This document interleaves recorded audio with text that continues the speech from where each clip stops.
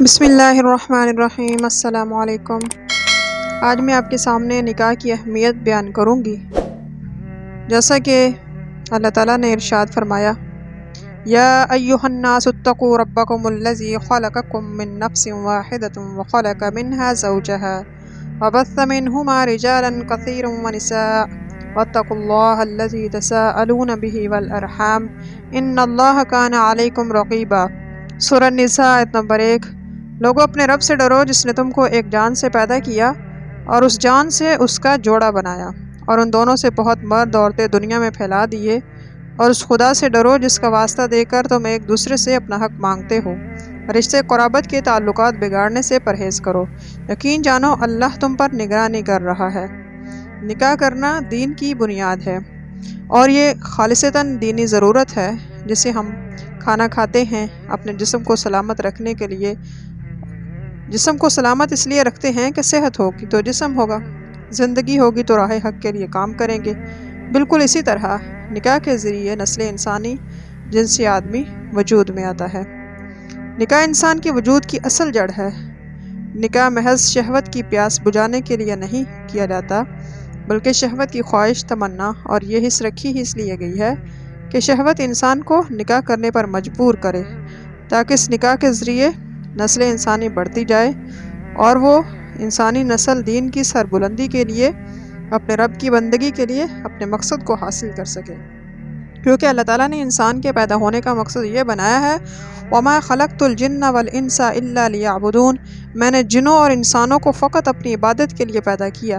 سورہ ذاریات آیت نمبر 56۔ اب دیکھتے ہیں کہ کائنات کے اندر ہر چیز کا کوئی نہ کوئی مقصد ہے۔ زمین کے ذروں سے لے کر آسمان کی کہکشاؤں تک، مشرق سے لے کر مغرب تک، شمال سے لے کر جنوب تک، پوری دنیا پر نظر دوڑا کر دیکھیں، ہر چیز کوئی نہ کوئی مقصد لے کر پیدا ہوئی، تو یہ انسان بے مقصد کیسے ہو سکتا ہے؟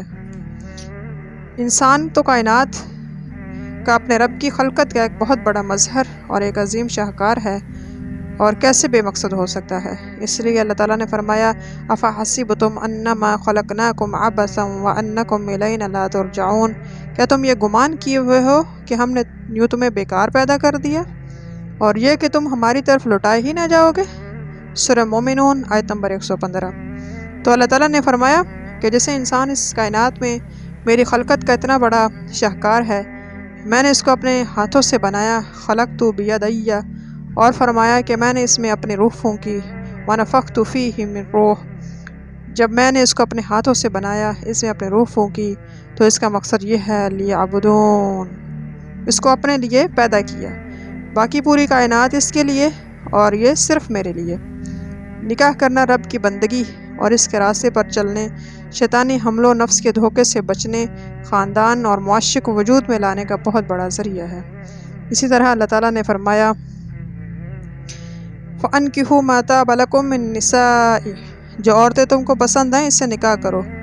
نکاح کے حوالے سے اللہ تعالیٰ کا حکم تھا کہ اللہ تعالیٰ سے ڈرو جس نے تم کو ایک جان سے پیدا کر کے تمہارا جوڑا بنایا، یعنی مردوں کے لیے اس کا عورت کو جوڑا بنا دیا، اور مرد اور عورت کے ذریعے یہ نسل انسانی کا سلسلہ چلایا، اور فرمایا کہ تمہیں تعلقات کو قائم رکھنا ہے، اور جو رشتہ کرتے ہو اس کو محبت اور اخوت پر قائم رکھو، رشتہ کر کے اس سے مت بگاڑو۔ یاد رکھو اللہ تعالیٰ نگرانی کر رہا ہے اور دیکھ رہا ہے۔ یہ کون ہے جو اللہ سے ڈر کر زندگی بسر کرتا ہے؟ کون ہے ان رشتوں کو قائم رکھتا ہے؟ کون ہے جو نکاح کر کے اپنے رب کی بندگی میں ثابت قدم رہتا ہے؟ اس لیے فرمایا، فَأَنْكِحُوا، نکاح کرو۔ آپ صلی اللہ علیہ وآلہ وسلم نے فرمایا، نوجوانوں تم میں سے جو شخص نکاح کی ذمہ داریوں کو ادا کر سکتا ہے اسے شادی کر لینی چاہیے۔ شادی سے نگاہ قابو میں آ جاتی ہے، آدمی پاک ہو جاتا ہے۔ ہاں، جو شخص نکاح کی ذمہ داریوں کو ادا کرنے کی استطاعت نہ رکھتا ہو وہ روزہ رکھے، کیونکہ روزہ شہوانی جذبات کو کم کر دیتا ہے۔ لا سرورۃ فی الاسلام، اسلام میں شادی نہ کرنے، مجرد رہنے کی اجازت بالکل بھی اللہ تعالیٰ نے نہیں دی۔ ان احادیث میں تو بالکل واضح ہوا ہے، نکاح کرنا آپ صلی اللہ علیہ وسلم کی سنت کا طریقہ ہے۔ جس نے بھی نکاح کی سنت سے منہ موڑا، اس لیے گویا آپ صلی اللہ علیہ وآلہ وسلم کے طریقے سے منہ موڑا۔ جس نے بھی نکاح کی سنت پر عمل کیا، اس نے گویا آپ صلی اللہ علیہ وسلم کے طریقے پر عمل کیا۔ نکاح کا سب سے پہلا فائدہ یہ ہے، اللہ اس کے رسول کے حکم پر عمل کر کے اپنے رب اور اس کے رسول کو راضی کر لیا، گویا نکاح اللہ اور اس کے رسول کی رضا کا باعث بنا۔ اور دوسرا فائدہ، نکاح کرنے سے اولاد پیدا ہوتی ہے، اور یہ اولاد اتنی بڑی نعمت ہے۔ اگر اولاد زندہ ہے، نیک اور صالح ہے، تو اس کے والدین کے لیے دعائے مغفرت کرتے ہیں، تو یہ ایک ایسی نیکی ہے کہ بندہ اس دنیا میں موجود نہیں بلکہ اولاد کی صورت میں، اس کے نیک دعاؤں کی صورت میں اس کی نیکی جاری رہتی ہے۔ دعا کے نور کے طباقوں میں رکھتے ہیں، مرنے والے کو دکھاتے ہیں کہ انہیں دیکھ کر وہ آرام اور سکون پاتے ہیں۔ اگر اولاد مر جائے تو بھی اس کے صدمے میں اللہ کی رضا پر راضی رہنے کا اجر و ثواب ملتا ہے۔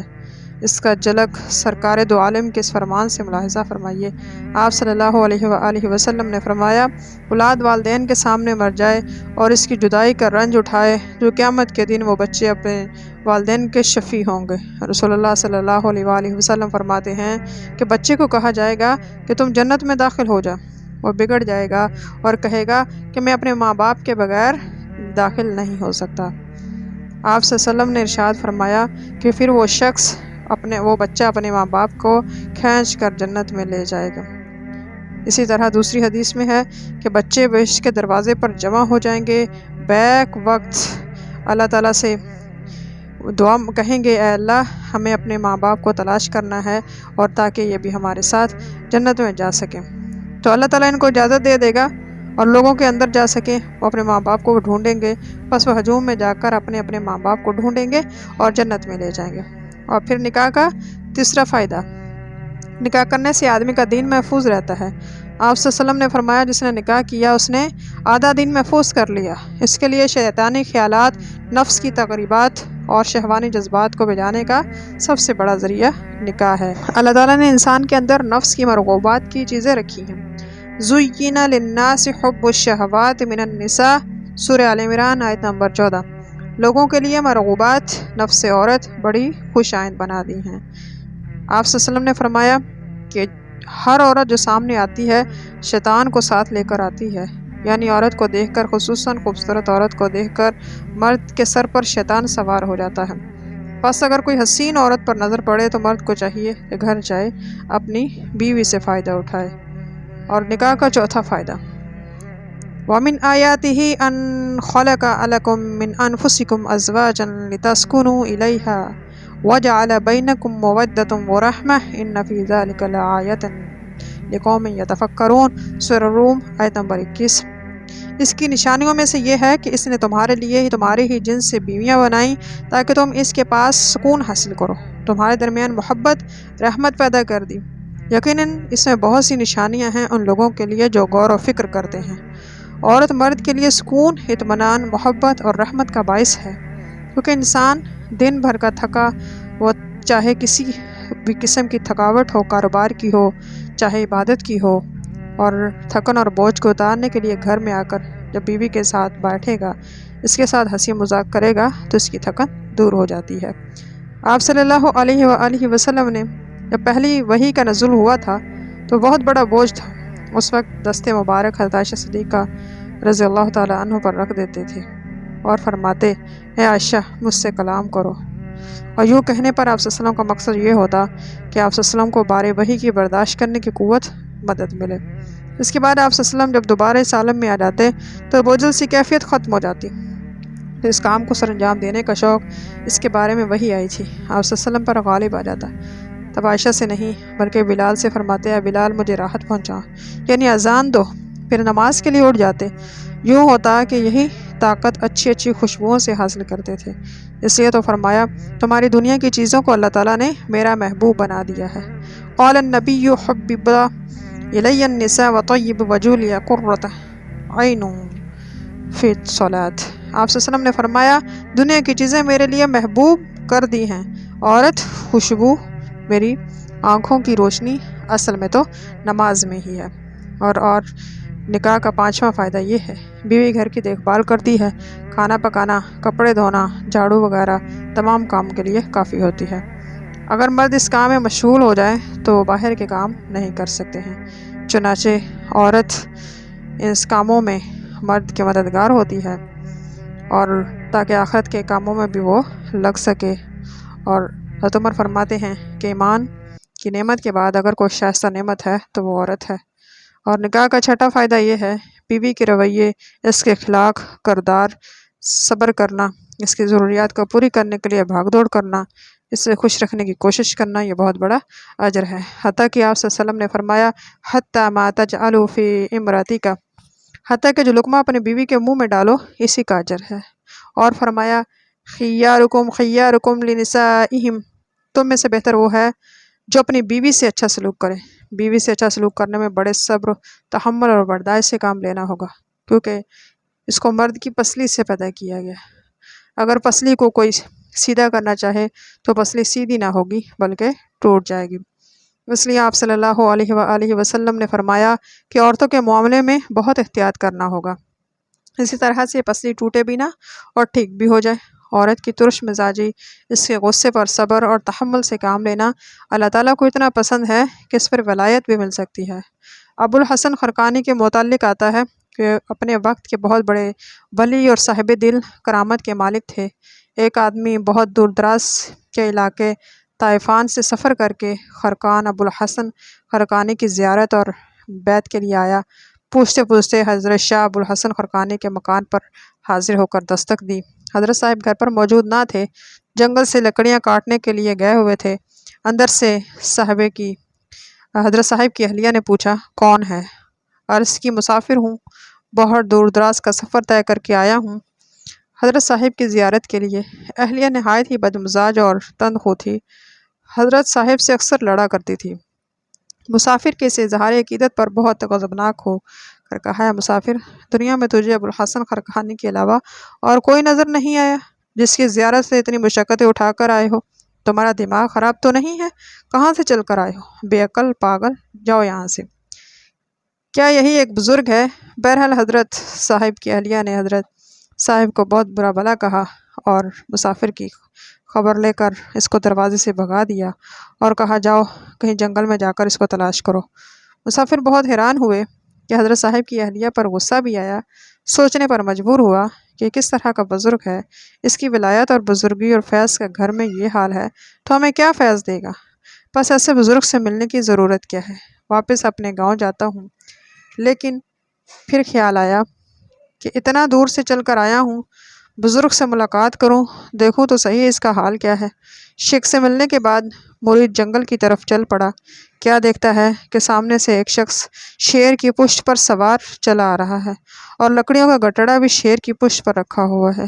یہی قطب وقت حضرت شاہ ابو الحسن خرقانی تھے، اور جب حضرت صاحب نے اس مرید کو دیکھا تو ہنس پڑے اور سمجھ گئے کہ میری اہلیہ نے اس مرید کو ڈانٹ پلائی ہے۔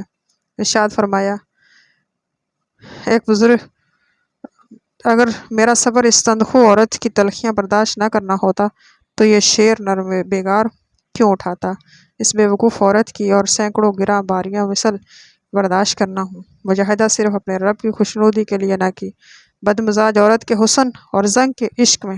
بس میرے تکبر اور خوبین کا علاج یہ عورت کیا کرتی ہے؟ مطلب یہ ہے کہ ابو الحسن نے مرید کو فرمایا کہ اپنی اہلیہ کی اس سخت مزاجی اور تنخوئی کے ذریعے اپنے نفس سے غور و تکبر کو ختم کرتا ہوں، گویا اس کی بیوی کی وجہ سے مجھے یہ مقام نصیب ہوا ہے۔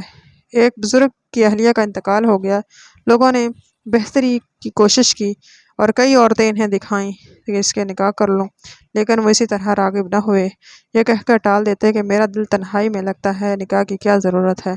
حتیٰ کہ ایک خواب میں دیکھا کہ آسمان کے دروازے کھل گئے ہیں، لوگ یکے بعد دیگرے چلے آ رہے ہیں۔ یوں ہی جب بزرگ اس کے دروازے کے پاس جاتے ہیں تو اس نے کہا کہ وہ شوم آدمی ہے۔ اس نے کہا کہ دروازہ میرے لیے بند ہو جاتا ہے، اور بزرگ نے صبح اٹھتے ہی شادی کر لی۔ اور کہنے کی بات یہ ہے کہ نکاح اللہ تعالیٰ کی طرف سے یہ بھی ایک عبادت ہے، اور اگر اس نکاح کو کرے تو بہت سارے فائدے سامنے نظر آتے ہیں۔ اللہ تعالیٰ سے دعا ہے کہ اللہ تعالیٰ ہم سب کو عمل کی توفیق دے، آمین۔ وآخر دعوانا الحمدللہ رب العالمین۔